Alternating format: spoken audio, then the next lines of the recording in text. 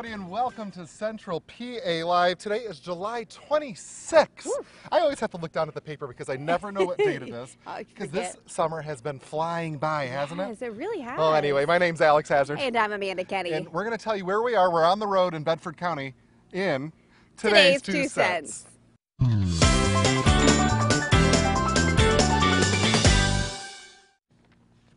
Amanda, tell them where we are. Look at how beautiful this place is. We're at the Omni Bedford Springs Resort and Spa. Oh, this is gorgeous. Isn't it just wonderful? I mean, honest to God, I don't even think I would have to do anything else in my life if I could just sit here in peace and not talk to another darn person the rest of my life. I know. They have hammocks over here. I could lay in the hammock. You can go outside, go sit in the spa. They have wonderful restaurants, pastry The chefs. golf course and the pool.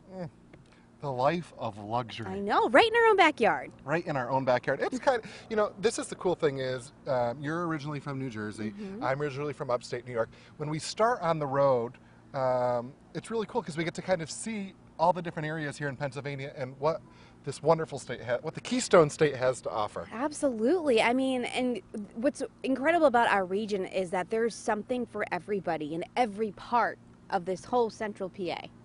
I mean, it's really, really cool. As a matter of fact, we pulled up here, and this has happened every day on the road so far, and you kind of stop for a second before we go back to work, before we look over our scripts, before we get the camera set up, and you kind of think, we are so lucky to be able to do this. You know, there are people that are born in third world countries that have nothing, and we, first of all, are born in the United States. How lucky is that? Then we get to live in a beautiful state like Pennsylvania that has all this stuff to offer. How blessed and how awesome. I'm just feeling grateful today. Absolutely. Oh, look at you. I think it's I might even it's just choke the up a air. little. It's got to be the air here. You know what it is? It's the first day with sunshine in like a week. Yeah. It feels so good.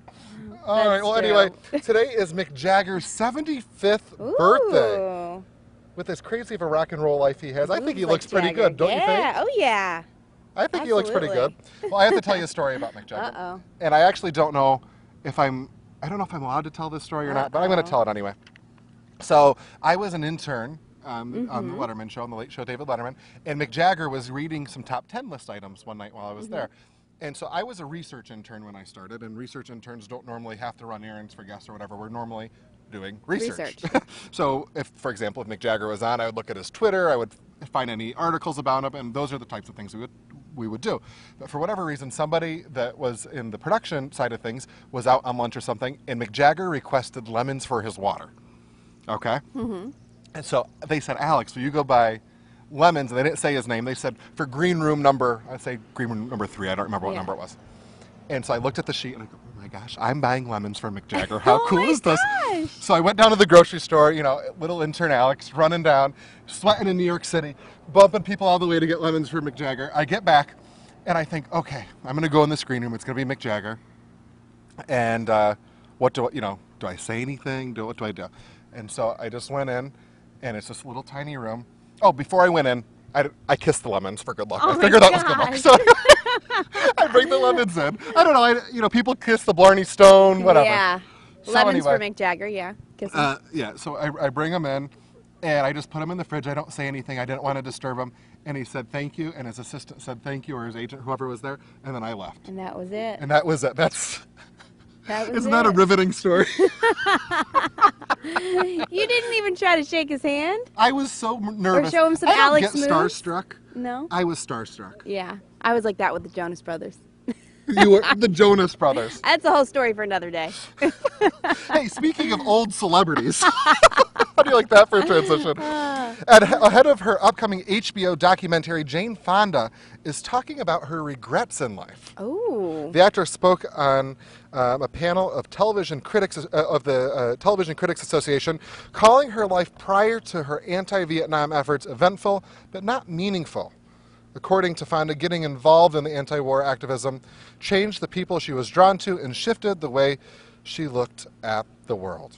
So, and obviously, she had some of those famous photographs. Some people say she's famous. Some people say she's infamous. Both sides of the thing. But what drew me to this story was two things. One, finding meaning in your life, whether people agree with it or not. And two, having regrets. Because whenever I look at my regrets, I honestly, there are dumb things that I have done. Yeah, I think everybody I agree. has those things. But I don't I don't say that I regret them because they made me who I am. Right. And they made me learn. Every mistake I've made, I've learned from it. Right. And so there are times when you do something dumb, you kind of think, God, I wish I didn't do that. But on the same token, I learned from it and helped me make. What's your take on that? Yeah, well, I agree. There's definitely a lot of regrets we all have in life, but it is all part of the journey.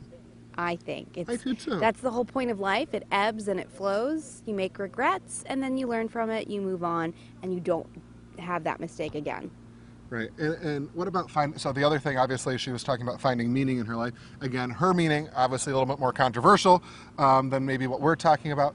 But I know, for example, when I moved here, one of the things I talked to Phil, our general manager, about, and Kyle, our news director, about is there a way for me to get involved in the community here? Because that's something that's really important to me. And they made some suggestions, and I've been able to volunteer and things. Have you been able to find meaning in your life?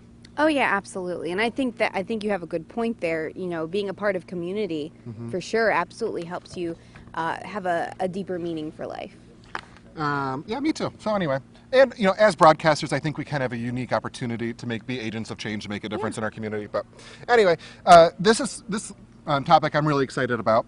A classic TV show could be making its way back. Any guesses on what it is? According to The Hollywood Reporter, a potential reboot of Frasier is in the works with CBS TV Studios. Frasier, a spin-off of Cheers, aired from 1993 to 2004 and won, wait for this, 37 Emmy Awards. That's amazing. The show focused on the character Dr. Frasier Crane, who left his job as a therapist to work on a radio talk show in Seattle. It's unclear if the plot and characters would stay the same if a reboot happens, but CBS has not commented on the report. Here's what I like about Frasier, though. It's smart comedy. It's smart humor. It's not this shocking stuff. You can watch it with your mom. Yeah. I loved Frasier. Did you like Frasier? Oh, absolutely. I love the dog, and I love Daphne. That was one of my favorite characters. Yeah, absolutely. I'm sorry, I was laughing because Jody, our back of the studio, was trying to tell me what it was in my ear, even though I kind of knew. He gave me a heads up. But yeah, I do love Frasier. I love that they're doing all these reboots because there's so much good television. Why fix it if it's not broken? Yes. And speaking of that, why fix this if it's not broken? It's absolutely beautiful. We're going to have more right here at Bedford Springs after this with more Central PA Live.